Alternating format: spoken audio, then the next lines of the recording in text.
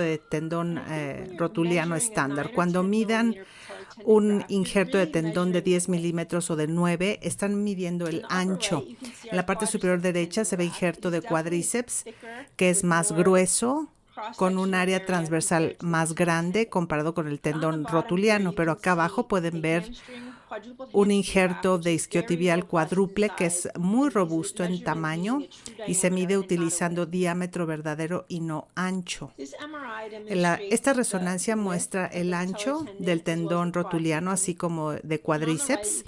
Y del lado derecho pueden verme extrayendo el tendón de cuádriceps en una atleta femenina. Así que creo que el tendón de cuádriceps es un injerto robusto para atletas femeninas y es una buena opción a considerar. Pero a fin de cuentas, creo que el mejor injerto para ofrecer un injerto de buen diámetro y robusto para atletas femeninas es el de tendón de isquiotibial cuádruple. Estos videos muestran cómo preparamos el tendón de semitendinoso cuádruple en mis pacientes una vez que extraigo el de semitendinoso y hago una medición rápida del diámetro. Si no mide por lo menos 9 milímetros, vuelvo a extraer tendón también de recto interno. En los últimos 12 años, nunca he hecho injertos de menos de 9 milímetros cuando extraigo los dos cuando es necesario.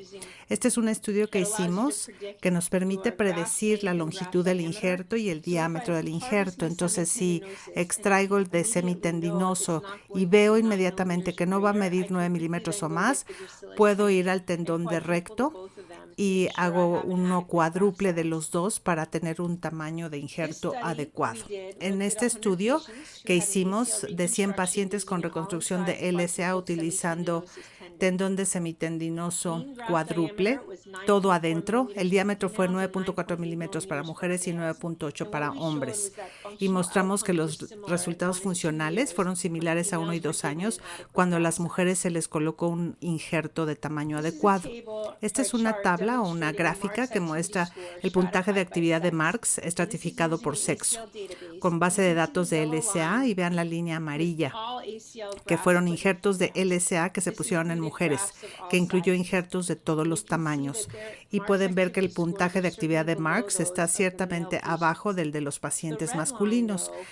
Sin embargo, la línea roja son pacientes de LSA que recibieron un injerto de 9 milímetros o más y pueden ver que su injerto es igual al de los pacientes masculinos. Y yo creo que esto es muy importante para que las mujeres puedan regresar a sus actividades. Nuevamente, las atletas femeninas merecen algo mejor. El tamaño del injerto importa porque este minimiza la morbilidad y asegura que el injerto siempre va a ser robusto. Estos son videos rápidos que demuestran cómo me gusta hacer la reconstrucción del LSA. En la parte superior izquierda utilizo una guía femoral de fuera hacia adentro con un ensanchador retrógrado para crear el túnel femoral. Pasamos las suturas para usar el paso posterior del injerto. De igual manera, en el lado tibial tenemos la guía tibial. Usamos el ensanchador retrógrada para crear el túnel tibial. Pasamos la sutura, jalamos ambas suturas a través del portal anteromedial. Aquí pueden verme jalar el injerto hacia el túnel femoral y colocándolo en el túnel tibial en el video de aquí abajo. Una vez que los injertos se ponen en los túneles, podemos apretar secuencialmente en el lado femoral y tibial hasta que el injerto está bien tenso y robusto.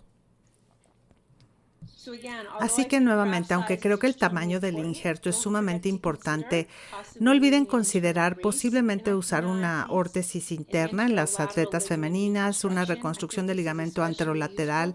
Creo que es especialmente útil para procedimientos de revisión.